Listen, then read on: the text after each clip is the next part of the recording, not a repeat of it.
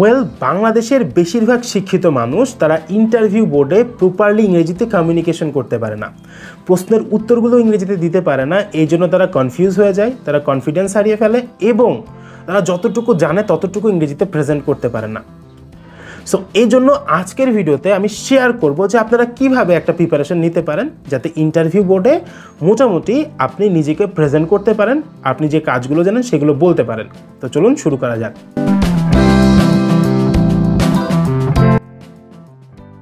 আমাদের প্রথম যে সমস্যাটা সেটা হচ্ছে আমরা কখনো লং টাইম প্রিপারেশন নেই না। সাপোজ আপনার আগামীকালকে ইন্টারভিউ, আপনি আজকে প্রিপারেশন নিচ্ছেন যে আমি এই কাজগুলো জানি, আমি সেলফ ইন্ট্রোডাকশনটা এরকম বলবো, অথবা অনেকে আছে কোনো প্রিপারেশনই নেয় না, তখন সে ইন্টারভিউ বোর্ডে ভালো মতো পারফর্ম করতে পারে না এবং সে বলে যে ইংরেজির জন্য আমার চাকরিটা হলো না। কিন্তু বিষয়টা কিন্তু এতটা হার্ডও না। ইন্টারভিউ বোর্ডে ইংরেজি বলার জন্য আপনাকে সম্পূর্ণ প্রপার ইংলিশের যে ধারণা রাখতে হবে, আপনাকে খুব বেশি ফ্লুয়েন্ট হতে হবে এরকম না, আপনাকে একটু স্মার্ট হইতে হবে। কি করতে হবে? প্রথম কাজ, আপনি সবচেয়ে কমন 10টা প্রশ্ন বের করবেন যেগুলো সকল ধরনের ইন্টারভিউতে জিজ্ঞেস করে। আমি কয়েকটা এক্সাম্পল দিচ্ছি, যেমন tell me something about yourself, তোমার সম্পর্কে আমাকে কিছু বলো। অনেকেই বলে যে এই প্রশ্নটার কী দরকার, কিন্তু এই প্রশ্নটা হচ্ছে একটা সুন্দর স্টার্টিং, আপনাকে একটা প্লেস দেওয়া যে আপনি নিজেকে প্রেজেন্ট করেন। সো এই প্রশ্নটা যখন আপনি ফেস করবেন, আপনার অবশ্যই আগে থেকে একটা প্রিপারেশন থাকা উচিত যে আমি এই প্রশ্নটা আসলে এই উত্তরটা দিব, যেহেতু এটা অনেক কমন একটা প্রশ্ন। 100টা ইন্টারভিউতে 99টা জায়গাতে এই প্রশ্নটা প্রথমে করবে। সেকেন্ডলি আরেকটা কমন প্রশ্ন হচ্ছে আপনার ফিউচার প্ল্যানটা কি, আপনি 5 বছর পরে নিজেকে কোথায় দেখছেন, তারপরে আপনার কি কি স্কিলস আছে। এই প্রশ্নগুলো হচ্ছে সব জায়গাতেই খুবই কমন। তো এরকম 10টা প্রশ্ন আপনি আইডেন্টিফাই করবেন যে আমাদের এই 10টা প্রশ্ন যে কোনো মানুষকে যে কোনো জায়গায় জিজ্ঞেস করতে পারে, যে কোনো ইন্টারভিউতে। এটা শিক্ষকের ক্ষেত্রেও, এটা সিভিল ইঞ্জিনিয়ারের ক্ষেত্রেও, এটা টেক্সটাইল ইঞ্জিনিয়ার ক্ষেত্রেও, যে এই 10টা প্রশ্ন আমি একটা স্যাম্পল দিয়ে দিব, আমাদের ভিডিও ডিসক্রিপশনে আমি দিয়ে দিব, আপনারা ওইখান থেকে ডাউনলোড করে নিতে পারবেন। আমি 10টা প্রশ্নের একটা স্যাম্পল দিয়ে দিব। সো আপনার কাজ হবে এই 10টা প্রশ্ন আপনি আইডেন্টিফাই করলেন বা 20টা প্রশ্ন আপনি আইডেন্টিফাই করলেন, তার স্যাম্পল অ্যান্সারগুলো দেখে দেখে নিজের জন্য কাস্টমাইজ করে অ্যান্সার তৈরি করা এবং সেগুলোর উপরে প্রিপারেশন নেওয়া। দেখেন, সাপোজ আমি খুব ভালো ইংরেজিতে কথা বলতে পারি, বাট এখন যদি আমাকে 50 জন ডাক্তারের সামনে দাঁড় করিয়ে দেওয়া হয় এবং বলা হয় যে আপনি হার্ট ডিজিজ নিয়ে কথা বলেন, আমি কি পারবো? আমি পারবো না। সো অবশ্যই আপনাদেরকে প্রিপারেশন নিতে হবে। আপনি যতই ফ্লুয়েন্ট হন, আপনি যদি প্রিপারেশন না নিয়ে থাকেন, আপনি সুন্দর করে নিজেকে প্রেজেন্ট করতে পারবেন না। তো এটা গেল প্রথম ধাপ, যেটা হচ্ছে সবার জন্য কমন, সবাইকে এই 10টা বা 15টা প্রশ্ন সাধারণত করে থাকে।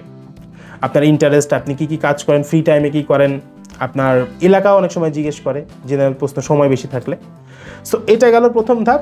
সেকেন্ড স্টেপে কি করবেন? সেকেন্ড স্টেপে আপনি খুঁজে বের করবেন যে আপনাদের কি টেকনিক্যাল প্রশ্ন করে। সাপোজ আপনি এক্সপিরিয়েন্সড একজন পার্সন, যে 5-10 বছর অলরেডি চাকরি করেছেন, তো আপনি তো অলরেডি জানেন যে আপনার ইন্ডাস্ট্রিতে কি কি কাজ হয়।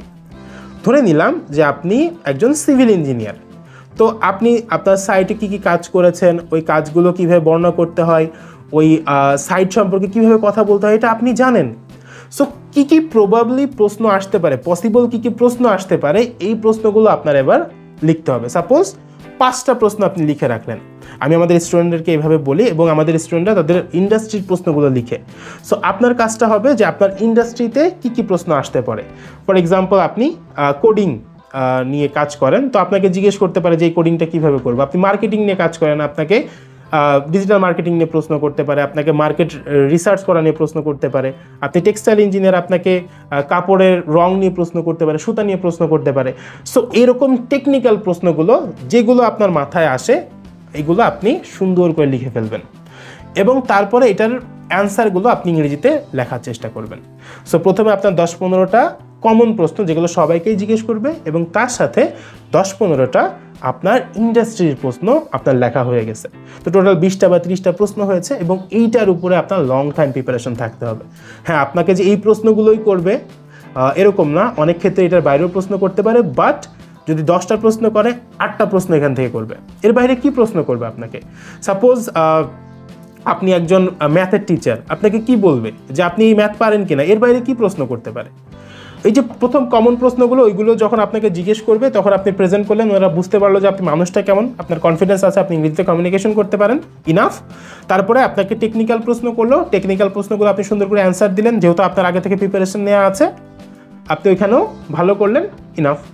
তারপরে যদি আপনার সাথে তাদের বাজেটে মিলে যায় যে আমরা এত টাকা অফার করছি, আমরা সার্ভিস আপনাদেরকে ফ্যাসিলিটিস অফার করছি, আপনি রাজি কিনা, আপনার চাকরিটা হয়ে যাবে, সিম্পল।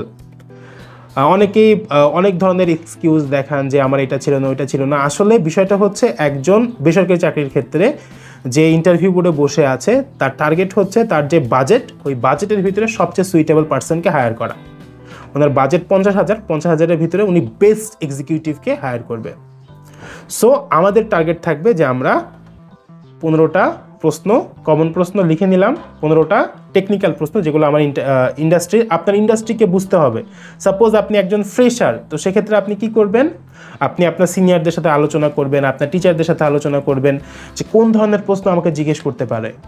এগুলো বের করে নিয়ে আপনি একটা প্রিপারেশন নিয়ে তারপরে যাবেন। তো আশা করি আপনারা টোটাল ইন্টারভিউ প্রসেসটা বুঝতে পেরেছেন যে আমরা ইন্টারভিউয়ের জন্য কীভাবে প্রিপারেশন নিব। এভাবে প্রিপারেশন নেবেন, লং টাইম প্রিপারেশন নেবেন। যদি হাতে সময় না থাকে, সাপোজ আপনার আগামীকালকে ইন্টারভিউ, তো সেক্ষেত্রে আপনি এখন যতটুকু পারেন আপনি চেষ্টা করেন, বাট আপনার টার্গেট থাকবে যে আমি আগামী 1 মাসের ভিতরে খুব ভালো একটা প্রিপারেশন নিয়ে নিব, এবং এগুলো আমি বারবার বলে বলে চর্চা করব। আশা করি এই ভিডিওটা আপনার উপকারে আসবে। যদি উপকারে আসে অবশ্যই শেয়ার করে দিবেন। আপনার কোনো মতামত থাকলে অবশ্যই কমেন্টে জানাবেন। আর যে প্রশ্নগুলোর কথা আমি বললাম, এটার একটা স্যাম্পল আমি ডিসক্রিপশনে দিয়ে দিব, এখান থেকে আপনি ডাউনলোড করে নিতে পারবেন। চাইলে আমাদের টেলিগ্রাম চ্যানেলেও আপনি জয়েন হয়ে থাকতে পারেন, সেখানে আমরা অনেক আপডেটস দিয়ে থাকি, অনেক সময় ফ্রি ক্লাস কন্ডাক্ট করে থাকি। তো সেখানে চেষ্টা করেন, ইনশাল্লাহ ভালো কিছু হবে। Thanks for watching, by.